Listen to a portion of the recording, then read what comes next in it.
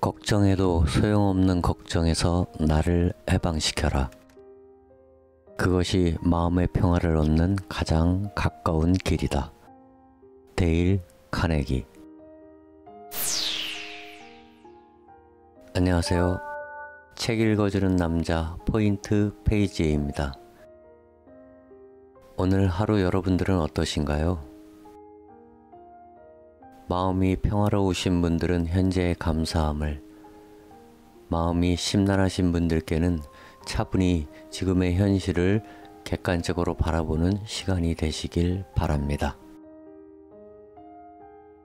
많은 분들이 좋은 책이라고 추천받아서 읽다 보면 누군가에게는 큰 감동으로 다가오고 누군가에게는 그저 그런 내용으로 다가오기도 합니다. 저희 짧은 독서의 경험상 똑같은 내용의 책이라도 내 현재 삶의 이치와 읽고 있는 내용이 얼마나 가까이 있느냐에 따라 다르게 내게 다가오는 것 같습니다. 몇 년 전에 읽었을 때는 별 감흥이 없었는데 오늘 읽었을 때는 큰 감동으로 느껴질 때가 있습니다. 저자의 마음과 지금의 내가 만나는 순간이라고 할 수 있죠. 오늘 소개하고 읽어드릴 책은 저자 엘리자베스 키블러 로스의 인생 수업입니다. 20세기 최고의 정신의학자이자 호스피스 운동의 선구자 엘리자베스 키블러 로스와 그녀의 제자 데이비드 캐슬러가 호스피스 병동에서 마주한 죽음의 길목에 있는 사람들을 인터뷰해서 우리가 삶에서 배워야 할 것들을 정리한 책으로 저자의 삶을 통한 진실들을 담아낸 소중한 책입니다. 인생 수업. 지금 이 순간 저자와 마음으로 만나는 귀한 시간이 되길 바랍니다. 옮기니 류시와의 글로 시작해봅니다. 배움과 깨달음의 책. 인생 수업에는 행복하라는 숙제뿐. 죽음을 눈앞에 둔 사람들은 위대한 가르침을 주는 교사들이다. 삶이 더욱 분명하게 보이는 것은 죽음의 강으로 내몰린 바로 그 순간이기 때문이다. 그들이 들려주는 교훈은 인간의 삶에 대한 진실이다. 호스피스 운동의 선구자이며 20세기를 대표하는 정신의학자인 엘리자베스 키블러 로스와 그녀의 제자 데이비드 캐슬러는 누구도 하지 못한 일을 해냈다.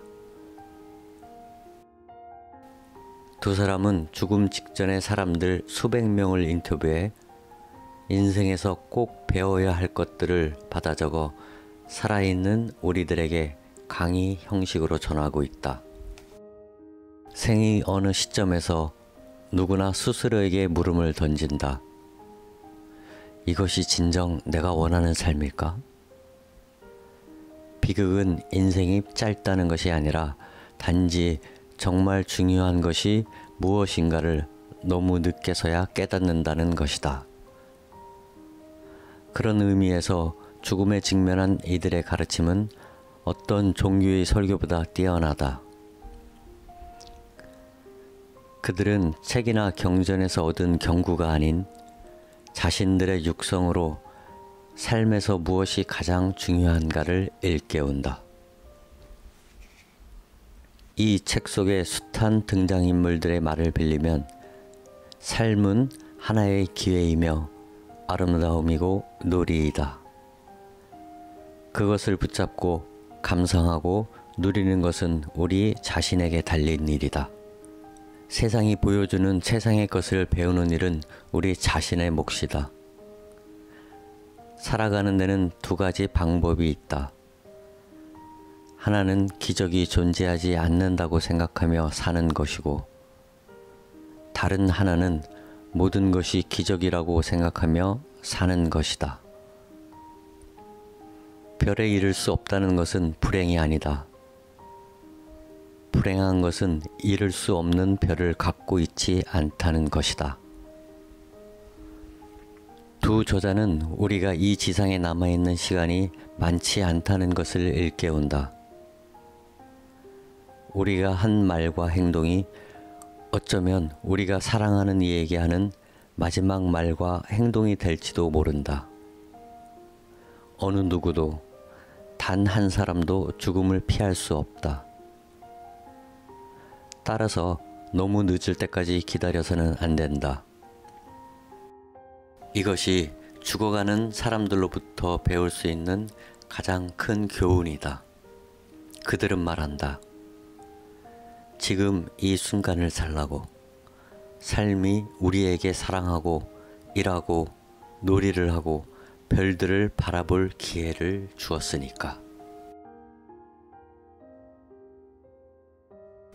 이 책 인생 수업을 마무리하면서 그녀는 말했다. 평생을 죽어가는 사람들 곁에서 죽음에 대한 책을 써온 나는 꼭 책 한 권을 더 쓰고 싶었다. 죽음에 대한 책이 아니라 삶과 살아가는 일에 대한 책 말이다. 삶의 끝에서 배울 수 있는 것들을 글로 남기기 위해 이 책을 썼고, 아직까지 삶에 도전하고 그 결과를 음미할 시간이 많이 남아있는 사람들에게 이 책을 선사한다. 작별을 고하는 순간까지 우리는 이곳에 살고 있다. 이 기간 동안엔 행복하라는 것 외에는 다른 숙제가 없다. 행복해지기 위해 마지막으로 무엇인가를 시도한 적이 언제였는가? 마지막으로 멀리 떠나본 적이 언제였는가? 누군가를 진정으로 껴안아 본 적이 언제였는가? 살고 사랑하고 웃으라. 그리고 배우라. 이것이 우리가 이곳에 존재하는 이유다. 삶은 하나의 모험이거나 그렇지 않으면 아무것도 아니다. 지금 이 순간 가슴 뛰는 삶을 살지 않으면 안 된다. 옴기니 류시화.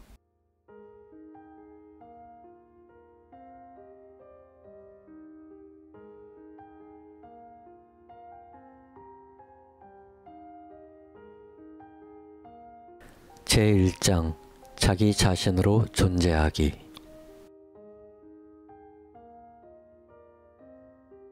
배움을 얻는다는 것은 자신의 인생을 사는 것을 의미한다. 갑자기 더 행복해지거나 강해지는 것이 아니라 세상을 더 이해하고 자기 자신과 더 평화로워지는 것을 의미한다. 아무도 당신이 배워야 할 것이 무엇인지 알려줄 수 있는 사람은 없다. 그것을 발견하는 것은 당신만의 여행이다.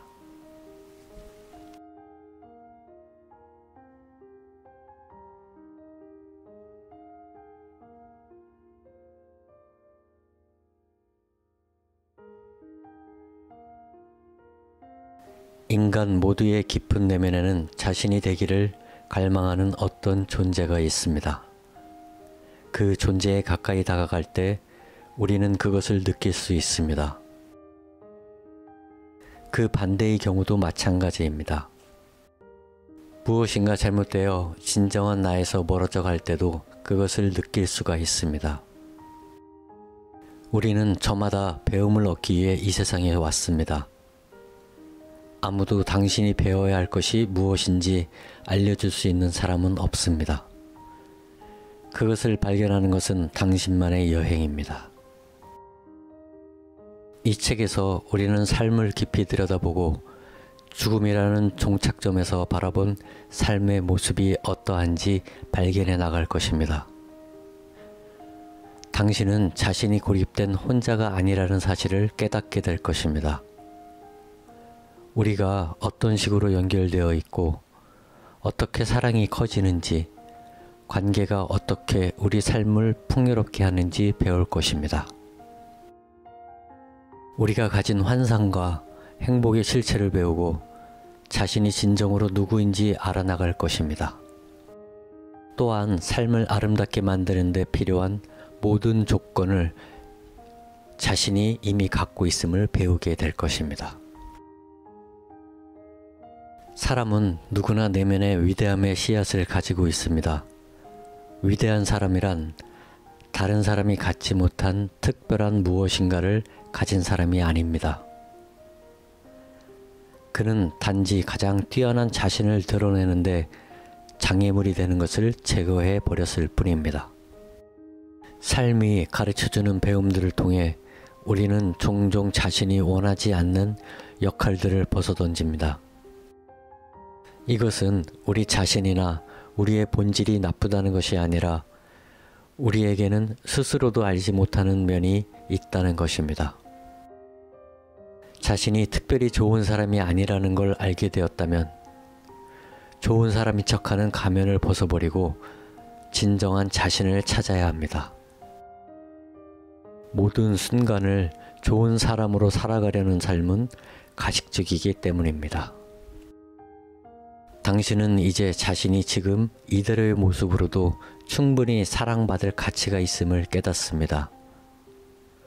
또한 자신이 한 행동들의 근원이 두려움이라는 것을 알고 있습니다. 착하지 않다는 두려움, 천국에 못 갈 것이라는 두려움, 호감을 못 받을 것이라는 두려움. 당신은 보상을 받기 위해 그 역할을 이용한 것입니다.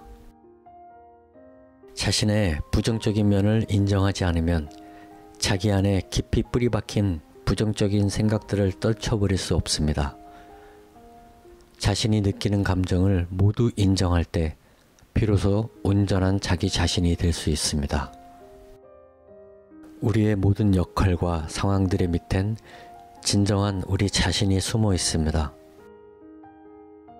거짓된 모습에 대한 환상을 버릴 때 진정한 자기 자신을 발견할 수 있습니다.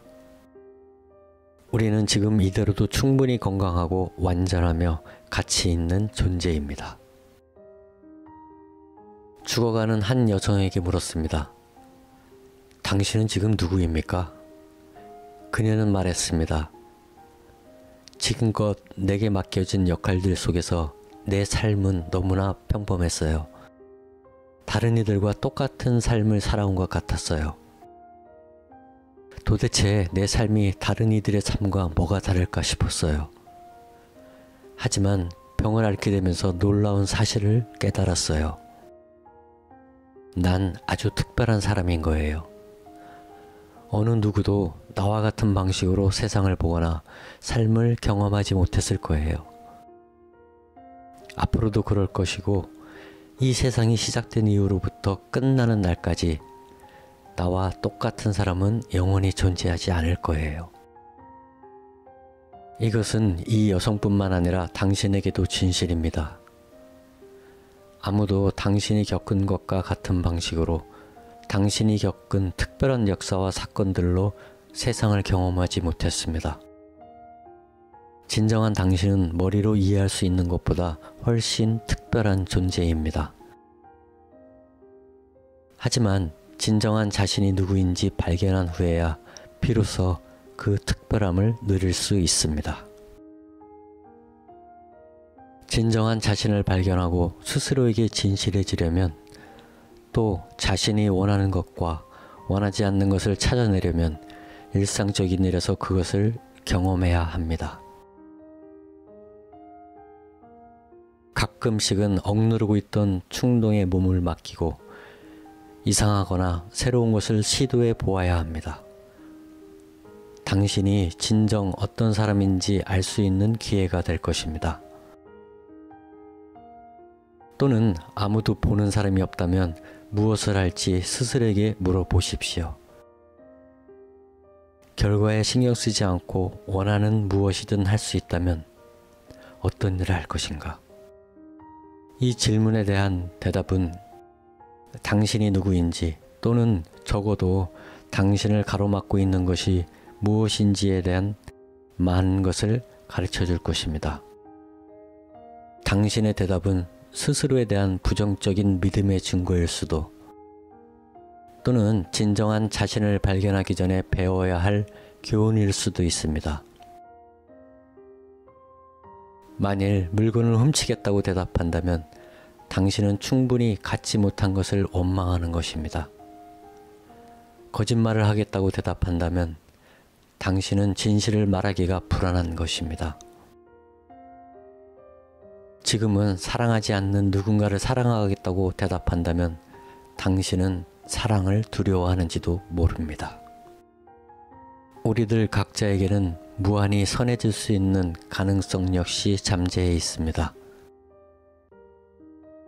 대가를 바라지 않고 주는 것, 판단하지 않고 귀 기울여 주는 것, 조건 없는 사랑을 베푸는 것 등이 그것입니다.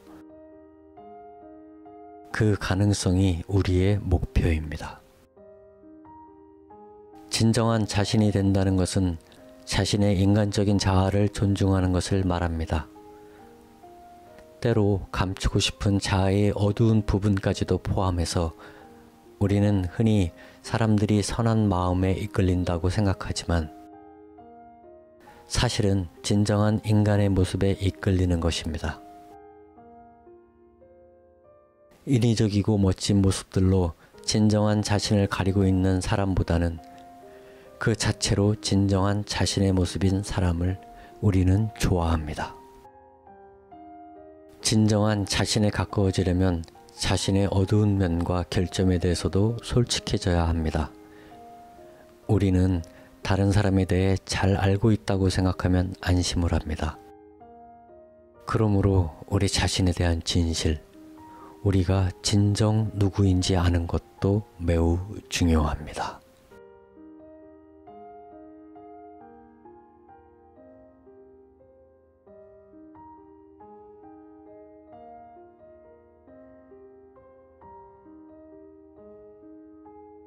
제2장 사랑 없이 여행하지 말라. 삶이 이 여행을 하는 동안 사랑하는 법을 배워야만 한다. 당신의 임무는 사랑을 찾는 일이 아니다. 당신이 마음속에 스스로 만들어 놓은 사랑의 방해물을 찾아내는 일이다. 누군가 옆에 있다는 것은 사랑에서, 삶에서, 그리고 죽음의 순간에서도 가장 중요한 일이다.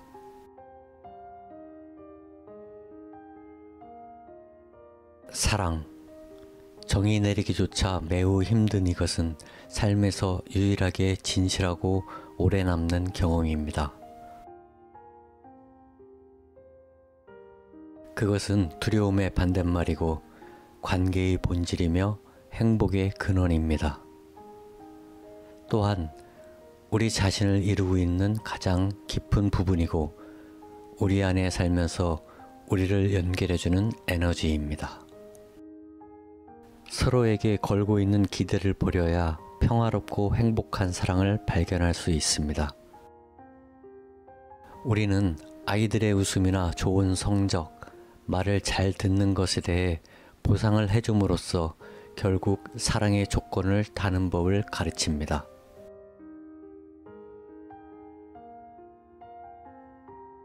사랑에 대한 조건은 관계를 무겁게 짓누릅니다. 그런 조건들에서 벗어난다면 생각지도 못한 다양한 방식으로 사랑을 발견할 수 있습니다. 무조건적인 사랑을 방해하는 가장 큰 장애물은 그 사랑이 되돌아올 수 없을지도 모른다는 두려움입니다. 우리는 사랑의 감정이 받는 것이 아니라 주는 것에 있다는 것을 모르고 있습니다. 비행기 승무원이었던 여성이 이런 이야기를 들려주었습니다. 나는 동료 승무원 중 한 명과 친하게 지냈어요. 어느 날 그녀가 생각나서 전화를 걸었죠. 꽤 오랫동안 만나지 못했기 때문에 보고 싶었거든요. 나는 그녀의 자동 응답기에 전화해달라고 메시지를 남겼어요. 그런데 며칠이 지나도 그녀로부터 연락이 없자 신경이 쓰이기 시작했어요. 남편은 그냥 다시 전화를 하거나 하고 싶은 말을 자동 응답기에 남기라고 했어요. 난 그녀가 너무 바빠서 전화할 시간이 없었을 거라고 생각하면서도 점점 더 화가 났어요. 결국 내 사랑을 거두고 그녀에게 마음을 닫아버렸어요. 그런데 다음날 그녀가 탄 비행기가 추락했어요. 내 사랑을 그냥 주지 않은 것이 너무도 후회스러웠어요. 나는 사랑이 게임이며 규칙을 따라야 한다고 생각하고 있었던 거예요. 나 데이비드 캐슬러는 자신에게 그토록 모질게 굴 필요는 없다고, 그 친구도 그녀와 친구로 지내는 동안 자신이 사랑받고 있었음을 알았을 거라고 말해 주었습니다. 우리는 사소한 일들을 통해서가 아니라 더욱 큰 그림 안에서 사랑을 보려고 노력해야 합니다. 마음을 다시 열기 위해서는 사물을 다른 각도에서 보아야 합니다. 우리가 마음을 닫고 편협해지는 것은 다른 사람이 어떤 상황에 있는지 모르기 때문입니다. 사랑에 대한 배움을 생각하면서 나 자신과 나 삶에 대해서도 생각해 보았습니다. 당연한 말이지만 내가 아직 살아있다는 것은 나에게 여전히 배워야 할 것이 남아있음을 의미합니다. 사랑하는 것이 존재한다면 그것은 내면 깊은 곳에서부터 나오는 것입니다.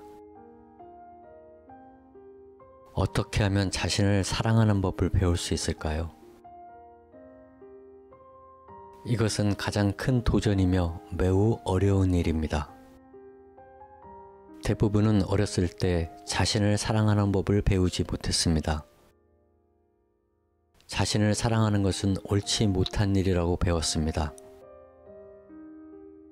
자신에 대한 사랑은 자기 도취나 이기주의와 종종 혼동되기 때문입니다.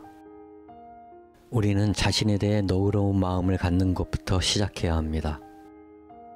당신은 자신의 영혼에 필요한 영양분을 공급하고 있습니까? 자신을 기분 좋게 하기 위해 어떤 노력을 하고 있습니까?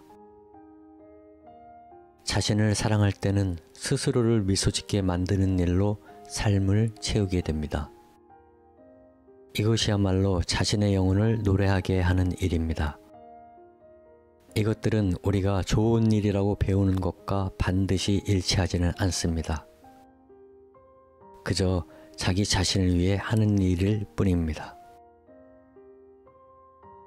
많은 사람들이 자신을 어리석다고 생각하며 이미 저지른 행동을 후회하거나 자신을 학대합니다.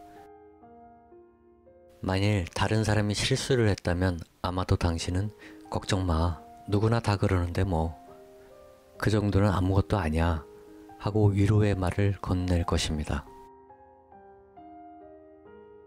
그러면서도 자신이 똑같은 실수를 범하면 스스로를 쓸모없고 실패한 사람이라고 여깁니다. 우리는 오히려 남에게 더 관대합니다. 다른 사람에게 하듯이 스스로에게도 친절하고 너그러워지는 연습이 필요합니다. 자신을 사랑한다는 것은 우리 주위에 언제나 있는 사랑을 받아들이는 것입니다. 자신을 사랑한다는 것은 모든 장벽을 없애는 것입니다. 신 앞에 서게 되는 날, 우리는 이런 질문을 받게 될 것입니다. 너는 너 자신과 다른 사람들에게 사랑을 주고 또 받았느냐? 다른 사람들의 사랑을 받아들이고 또 그들을 사랑함으로써 자신을 사랑하는 법을 배울 수 있습니다. 신은 우리에게 사랑하고 사랑받을 무한한 기회를 주었습니다. 그 기회들은 주위 모든 곳에 널려 있고 우리는 손을 뻗어 잡기만 하면 됩니다. 우리가 사랑하는 사람들 곁에 누군가 다른 사람이 있게 되는 경우도 있습니다. 의료진들이나 그저 친절한 행인들이 심지어 그 사람의 이름도 모르면서 곁을 지켜주는 것은 사랑의 강력한 행위입니다. 사랑에 대한 배움은 모든 형태로, 모든 종류의 사람과 상황으로부터 얻을 수 있습니다. 우리가 누구인지, 무엇을 하는지, 돈을 얼마나 버는지, 어떤 사람을 알고 있는지는 중요하지 않습니다. 우리는 모두 사랑하고 사랑받을 수 있습니다. 다른 사람의 곁에 있어줄 수 있고 주위의 사랑에 마음을 열 수도 있습니다. 사랑은 언제나 우리의 삶 속에, 모든 아름다운 경험 속에, 때로는 비극 속에 존재합니다.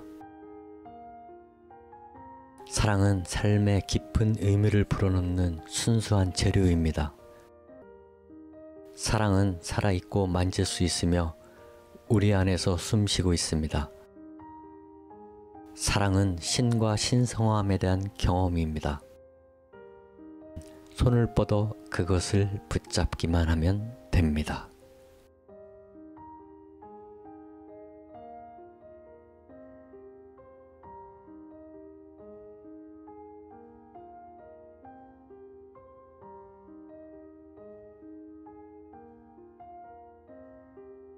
(3장) 관계는 자신을 보는 문.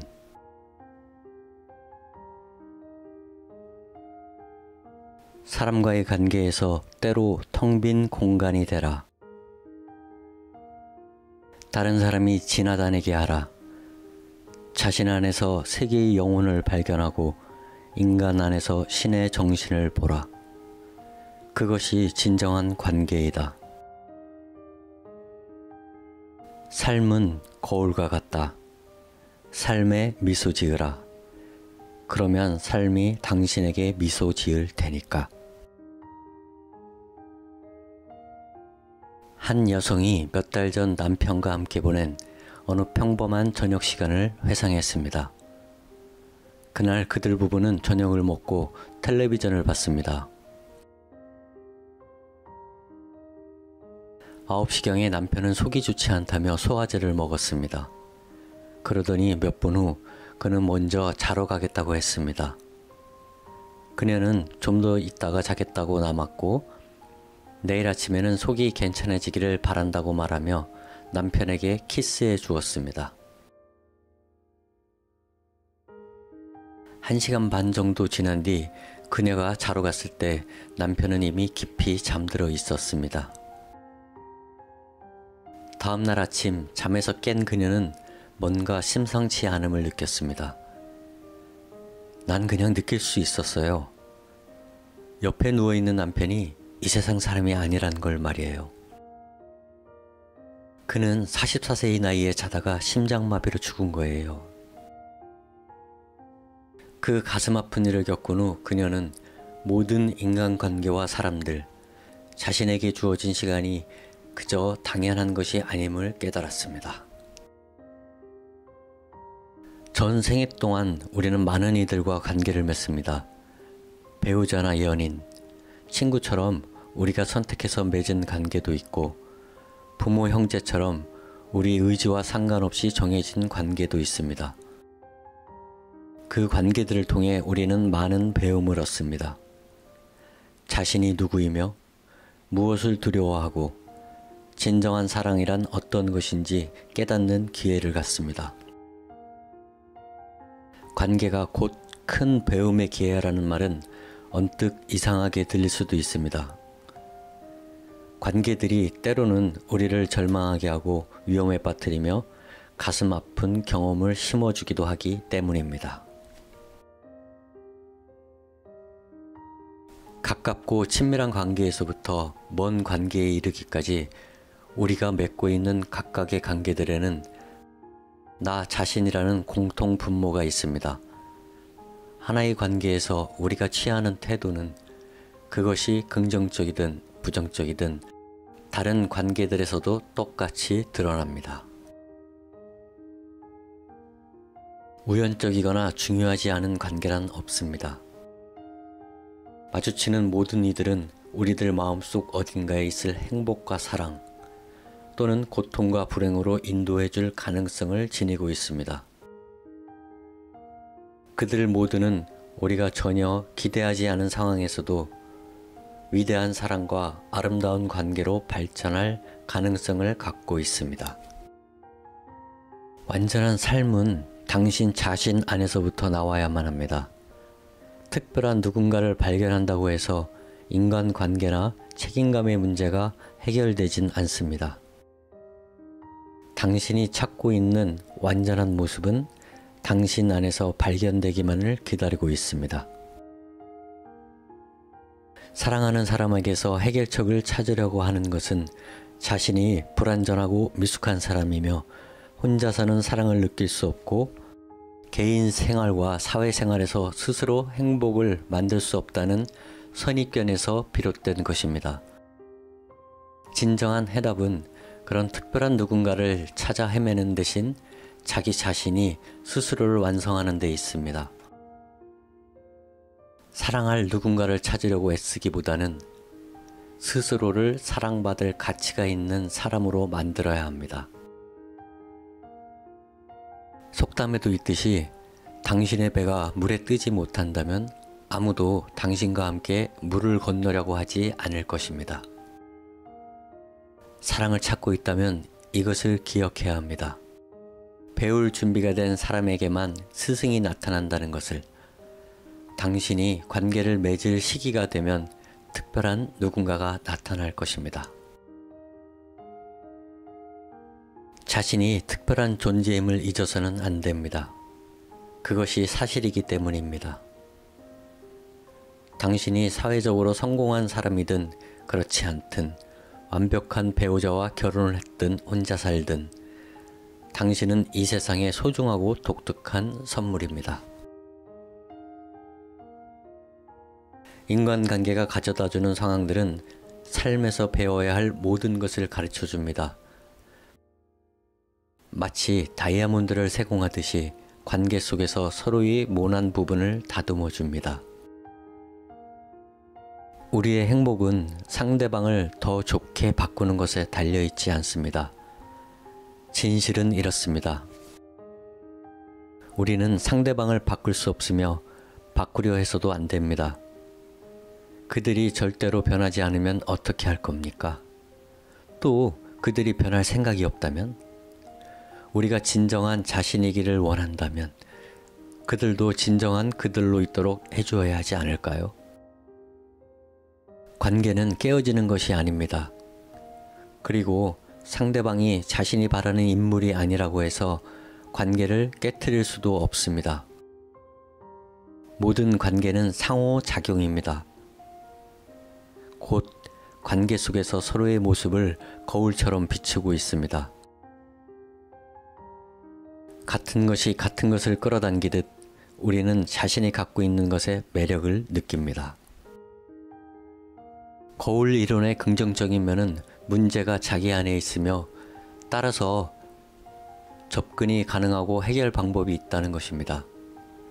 상대방에게 문제가 있으며 그러므로 그들이 달라져야 한다고 주장해서는 안 된다는 것을 잊지 말아야 합니다. 상대방을 더 좋게 고치려고 해서도 안 됩니다. 언제나 당신이 중심입니다. 당신이 자기 자신의 운명을 만들고 있습니다. 자기 앞에 놓인 문제에서 어떤 배움을 얻을 것인가가 당신이 할 일입니다. 정상적이지 못한 관계에 머무려는 이유는 두 가지입니다. 첫째는 상대방이 바뀌기를 바라는 마음 때문이고, 둘째는 모든 관계에는 해결의 여지가 있다고 배웠기 때문입니다. 같은 문제가 반복되는 관계에 묶여버린 사람은 마치 철물점에서 우유를 찾는 사람과 같습니다. 아무리 진열대 사이를 왔다 갔다 해도 우유를 찾지는 못할 것입니다.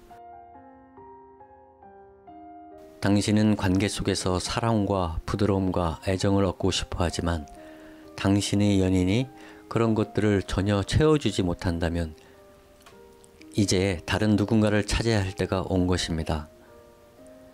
사람들이 당신이 진실한 마음과 애정에 대해 아무렇게나 행동하도록 내버려 두지 마십시오.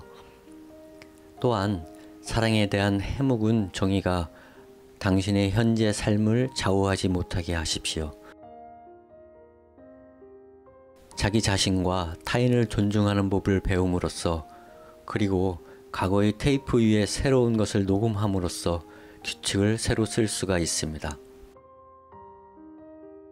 당신 스스로 사랑에 대한 새로운 정의를 발견할 수 있습니다.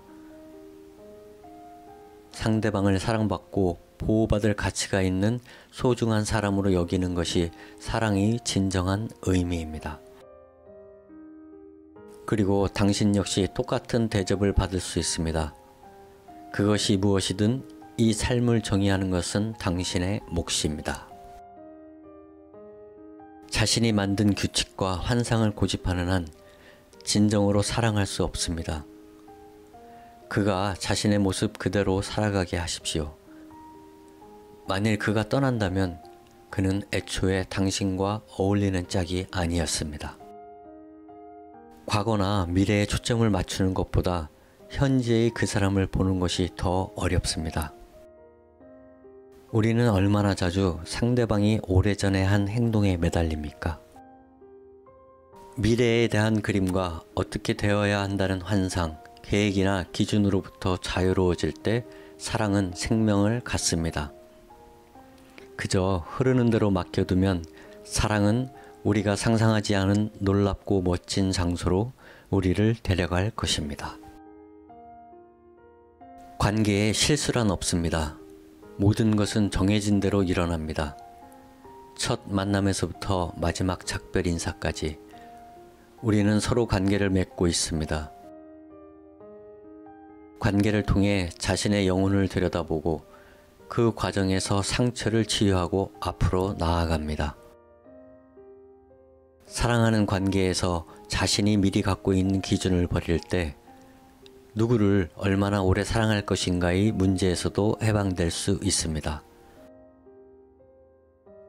신에게 선물 받은 위대한 사랑을 찾기 위해서는 이런 한계들을 뛰어넘어야 합니다.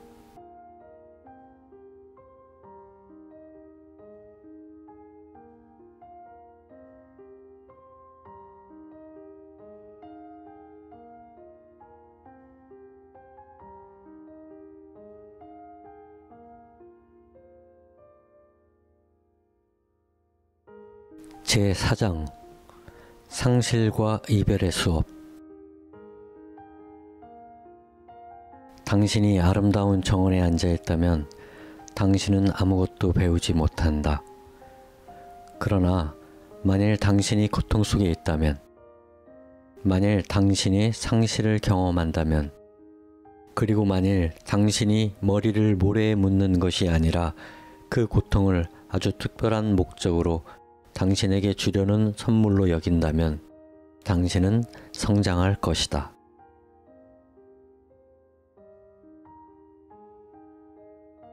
이 세상이 하나의 학교라면 상실과 이별은 그 학교의 주요 과목입니다. 상실과 이별을 경험하면서 우리는 필요한 시기에 우리를 보살펴주는 사랑하는 이들 또는 전혀 알지 못하는 사람들의 손길을 자각하기도 합니다. 상실과 이별은 우리의 가슴에 난 구멍입니다. 하지만 그것은 다른 사람들로부터 사랑을 이끌어내고 그들이 주는 사랑을 담아둘 수 있는 구멍이기도 합니다. 많은 사람들이 삶이 곧 상실이고 상실이 곧 삶이라는 것을 이해하지 못한 채 평생 상실과 싸우고 그것을 거부합니다.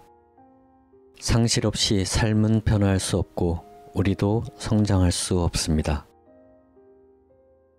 옛 유대교원에도 많은 결혼식에 가서 춤을 추면 많은 장례식에 가서 울게 된다는 말이 있습니다. 살아가면서 겪는 상실에는 큰 것도 있고 작은 것도 있습니다. 부모의 죽음에서부터 전화번호를 적은 메모지를 잃어버리는 것에 이르기까지 상실은 다양합니다. 당신의 아이가 시각장애아로 태어났다고 가정해 보십시오. 당신은 아마 다음과 같은 반응을 거칠 것입니다. 첫 번째 반응은 부정입니다. 의사는 아이가 앞을 못 볼 거라고 했지만 시간이 지나고 나이가 들면 아이는 정상적으로 될 거야. 두 번째 반응은 분노입니다. 의사들은 도대체 뭐 하는 거야? 우리에게 좀 더 빨리 알려줬어야지. 신은 왜 우리에게 이런 시련을 주는 거지? 세 번째 반응은 타협입니다. 아이가 말귀를 잘 알아듣고 자라서 혼자 앞가림을 할 수 있게만 된다면 난 견딜 수 있어. 네 번째 반응은 절망입니다. 이건 끔찍한 일이야. 아이의 인생이 너무나 불쌍해. 그리고 다섯 번째 반응은 수용입니다. 어떤 문제가 생겨도 우린 잘 이겨낼 수 있어. 아이는 그래도 사랑으로 가득한 멋진 삶을 살 수 있어. 모든 사람이 상실에 대해 매번 이 5단계를 모두 거치지는 않으며 반응이 항상 순서대로 나타나지도 않습니다. 또는 한 단계를 반복적으로 겪을 수도 있습니다. 하지만 우리는 매번 여러 가지 형태로 상실을 경험하며 그것에 반응합니다. 이렇게 축적된 상실의 경험은 삶에 더 잘 대처할 수 있는 힘이 됩니다. 상실은 우리에게 공허함과 무기력함, 분노, 슬픔, 두려움 등의 감정을 남깁니다. 불면증에 시달리거나 하루 종일 잠만 자게 될 수도 있습니다. 극단적인 감정을 오가거나 그 사이의 감정 상태를 두루 거치기도 합니다. 이런 단계들을 거치는 것이 치유의 과정입니다. 상실의 경험을 통해 우리가 얼마나 성장했는지는 한눈에 드러나지 않습니다. 그러나 우리는 성장합니다. 상실로 인해 고통받은 적이 있는 사람은 결국 더 강해지고 더 온전한 존재가 됩니다. 상실이라고 하면 우리는 대개 사랑하는 사람, 목숨, 가정, 아니면 돈과 같이 중요한 것들을 잃는 경우를 떠올립니다. 하지만 상실이 주는 배움을 통해 어느 순간 당신의 삶에서 하찮게 여기던 것들이 얼마나 중요한 것이었는지 깨닫게 됩니다. 상실은 인간을 하나로 묶어주고 서로 깊이 있게 이해하게 해줍니다. 상실만큼이나 힘겨운 것은 상실을 겪게 되지 않을까 하는 불안감입니다. 앞으로 있을지 모르는 상실에 대한 불안감 역시 하나의 상실입니다. 어떤 결말이 나오든 그것은 우리가 받아들여야 하는 명백한 상실입니다. 상실은 아주 복잡한 감정이며 한 가지 모습으로 드러나지 않습니다. 상실에 대한 반응은 어느 누구도 예측할 수 없습니다. 우리는 각각 다른 시기에 각각의 방식으로 상실을 경험합니다. 현실을 받아들이게 되기까지 저마다 유예 기간을 가지고 있습니다. 때가 되면 그 감정들을 느끼게 될 것입니다. 우리가 준비될 때까지 그 감정들은 어딘가에 안전하게 숨어 있습니다. 이것은 부모를 여인 아이들이나 10대들에게 흔히 있는 일입니다. 어른이 되어 감정을 다스릴 수 있게 되기 전까지 그들은 그렇게 큰 슬픔을 느끼지 않을 것입니다. 상실의 감정이 복잡하든 단순하든 우리는 자신만의 시기에 자신만의 방식으로 그것을 치유할 것입니다. 상실로 상처받았다면 상실로부터 자기를 지키는 방법을 찾아낼 것입니다. 예를 들어 자신의 상실감을 잊으려 노력하면서 다른 사람을 도울 것입니다. 우리는 자신의 상처를 잊기 위해 다른 사람의 상처를 돌봅니다. 그러다 보면 누구의 도움 없이도 홀로 설 수 있게 됩니다. 상실을 치유하는 데는 여러 가지 단계가 있습니다. 마음의 준비가 되면 먼저 상실을 느끼고 그 사실 자체를 인정해야 합니다. 상실을 부정하는 시간을 갖되 자신이 느끼는 것이 정상적인 감정임을 잊지 말아야 합니다. 고통을 겪는 것만이 고통에서 벗어날 수 있는 유일한 길입니다. 때가 되면 그것을 이해할 것입니다. 많은 경우 상실을 진정으로 이해하기까지는 여러 해가 걸립니다. 그때 비로소 당신은 상실을 가져다 준 이 세상을 받아들일 수 있게 될 것입니다. 중요한 것은 자신의 마음, 그리고 사랑하는 사람들의 마음이라는 것을 상실 너머에 존재하는 초월적인 부분을 발견하는 것입니다. 결코 사라지지 않는 자기 자신의 진정한 부분, 사랑하는 이들의 진정한 부분을 당신은 발견할 수가 있습니다. 나아가 정말로 소중한 것은 영원히 간직할 수 있다는 사실을 배우게 됩니다. 당신이 느낀 사랑과 당신이 준 사랑은 결코 사라질 수 없다는 사실을. 가장 고통스러운 상실을 겪는 와중에도 삶은 계속됩니다. 고통의 한가운데 있을 때는 상실감이 결코 끝나지 않을 것 같지만 삶이라는 수레바퀴는 계속 굴러갑니다.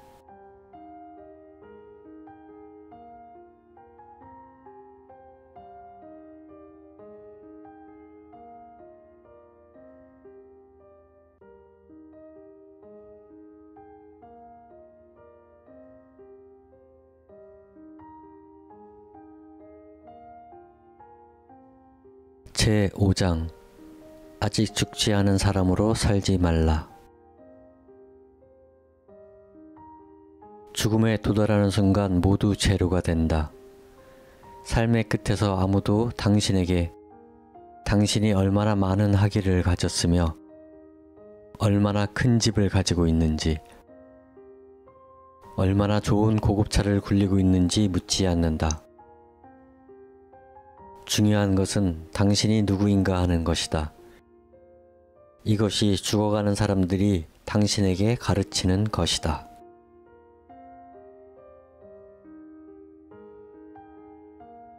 우리의 진정한 힘은 사회적 지위나 넉넉한 은행 잔고, 번듯한 직업으로부터 나오는 것이 아닙니다.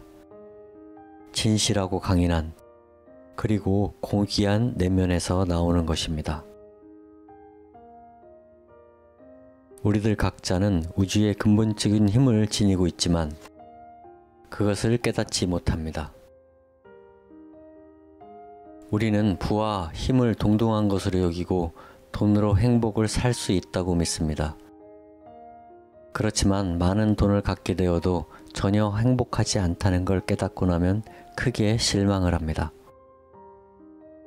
물론 대다수의 사람들은 여전히 많은 돈을 갖고 싶어 합니다.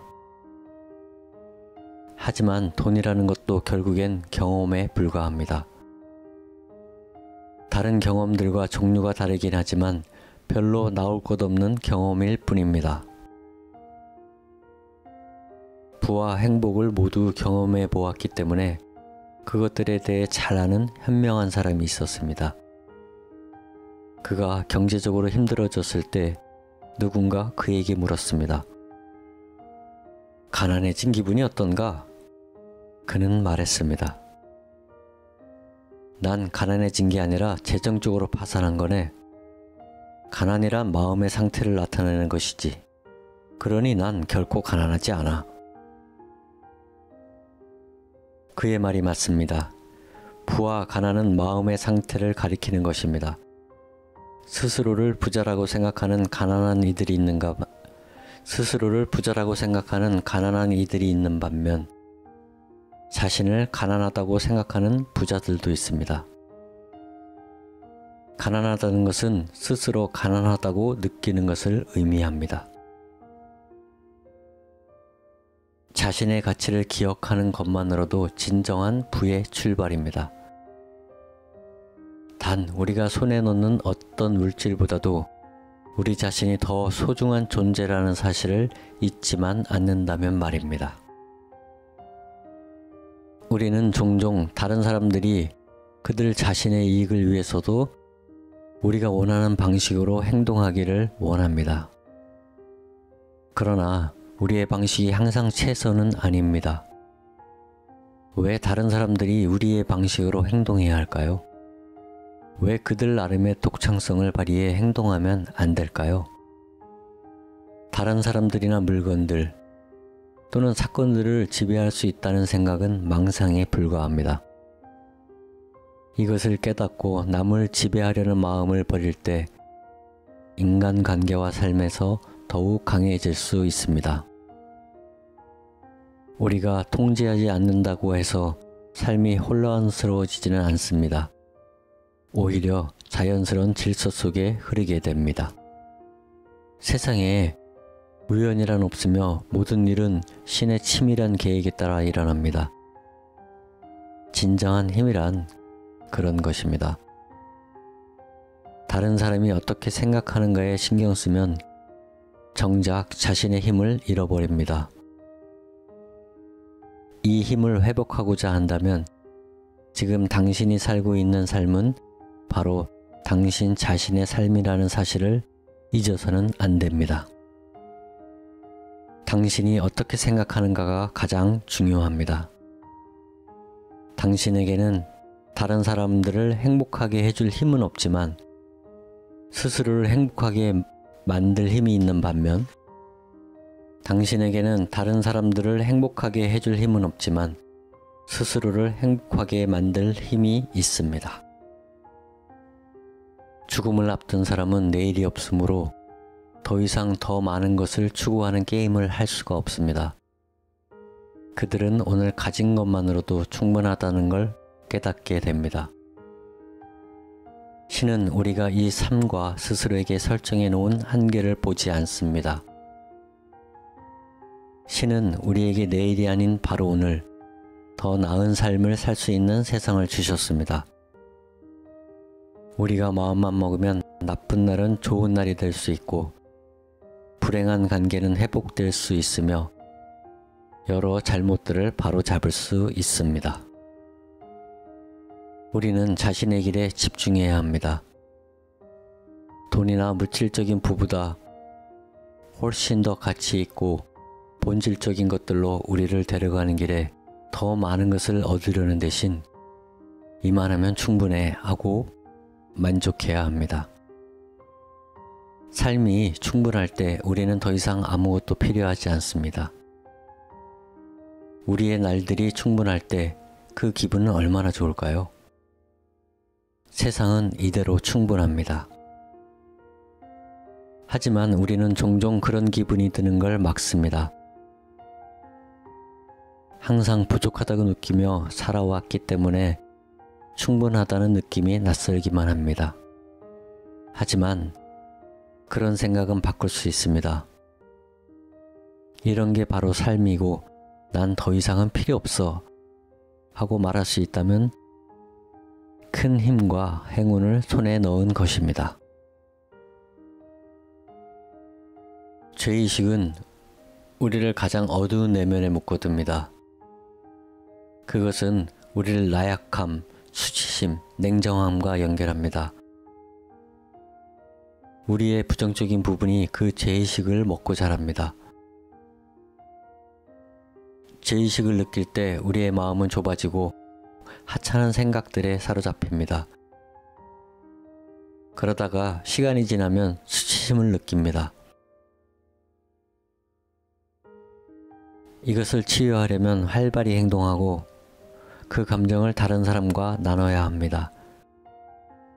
진정한 자아는 죄의식을 알지 못합니다.